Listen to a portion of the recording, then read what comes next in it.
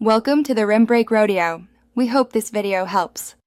You begin by identifying the thread size and pitch, don't guess. Grip the part securely in a vise so the chaser runs straight. Once done, choose a chaser that matches the thread form, coarse, fine, or pipe, and confirm it's clean and undamaged. Apply a light quantity of cutting or thread lubricant to reduce friction and carry chips away.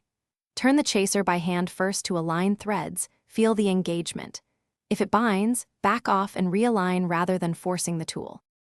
You now cut the damaged threads using a controlled rhythm. Rotate the chaser clockwise 1 to 2 turns to cut, then back it off about 1/2 turn to break chips and prevent clogging. Maintain steady, even pressure. Too much force will deform threads, too little won't cut. Frequently remove the chaser to clear chips and reapply lubricant because packed debris ruins geometry. If you're working blind, mark depth on the shank and stop at the original thread runout to avoid overcutting. You finish by testing a mating bolt or fitting. It should run in smoothly and tighten without cross-threading. If it binds early, back out and inspect for burrs or leftover chips. Remove burrs gently with a fine file or chamfer tool and clean with solvent or compressed air. Relubricate threads before final assembly to prevent galling. If the thread chaser binds solid or thread strip, stop immediately and evaluate.